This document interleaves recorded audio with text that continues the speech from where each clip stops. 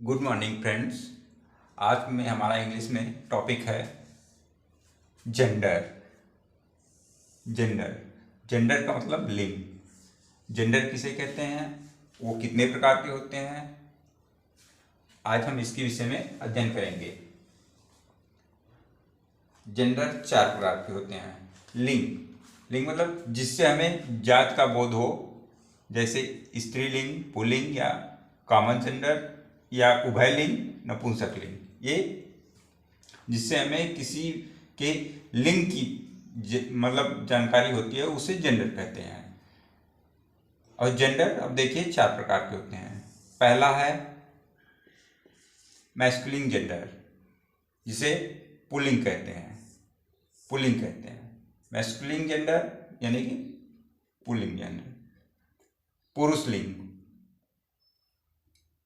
और feminine gender मतलब स्त्रीलिंग, कॉमन जेंडर मतलब उभयलिंग, और न्यूटर जेंडर मतलब नपुंसकलिंग।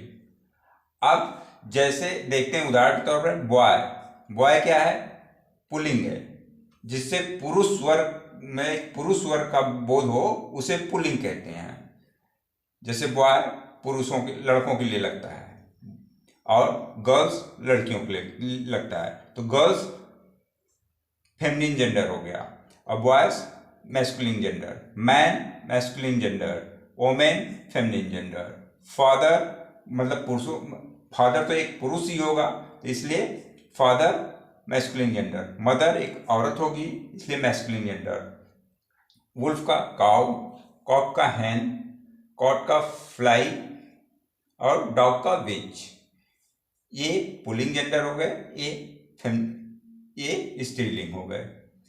पुल्लिंग को मैस्कुलिन जेंडर कहा जाता है, स्त्रीलिंग को फेमिनिन जेंडर कहा जाता है। उभयलिंग ऐसे शब्द जिनसे न स्त्री और पुरुष दोनों जातियों का एक साथ बोध हो, उसमें अंतर न किया जा सके कि ये स्त्रीलिंग शब्द है या पुल्लिंग शब्द है, ऐसे शब्दों को कॉमन जेंडर कहा जाता है। जैसे पेरेंट्स, पेरेंट्स मतलब माता और पिता दोनों के लिए यूज होता है, माता और पिता। फ्रेंड्स, फ्रेंड्स चाहे वो गर्ल्स हो चाहे बॉयज हो, उसको फ्रेंड्स ही कहा जाता है, इसलिए ये दोनों के लिए हो, तो ये उभयलिंग हो गया। डॉक्टर, डॉक्टर चाहे लेडीज हो चाहे जेंट्स हो, ये दोनों के लिए यूज होता है, इसलिए ये कॉमन जेंडर हो गया।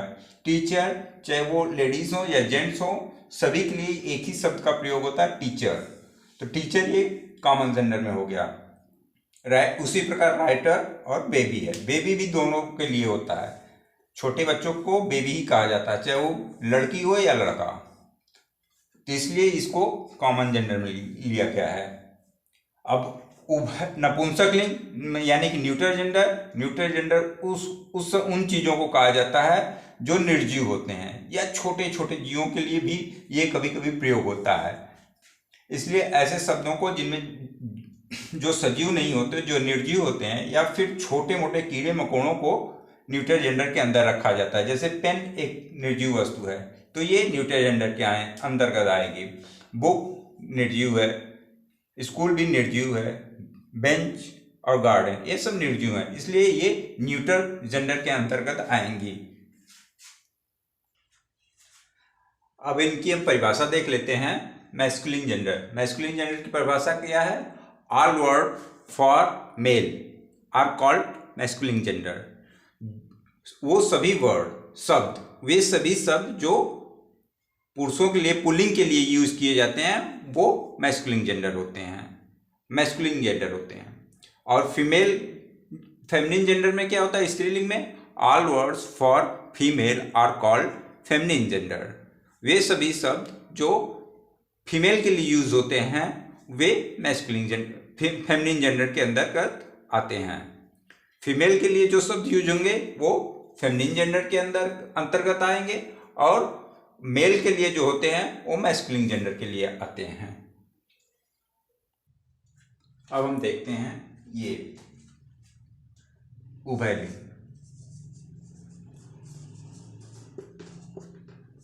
उभयलिंग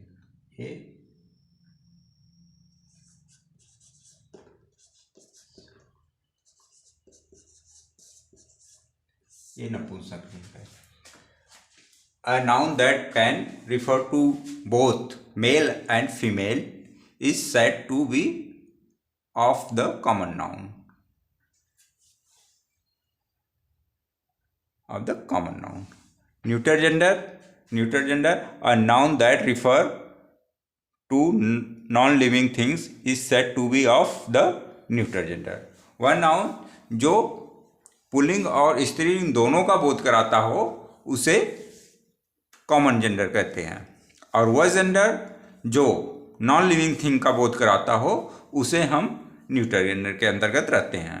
हमने इसके कुछ उदाहरण भी देख लिए हैं, और आज का हमारा ये टॉपिक जेंडर, नाउन का जेंडर यहीं पे समाप्त होता है।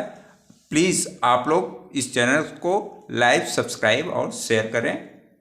देखने के लिए धन्यवाद।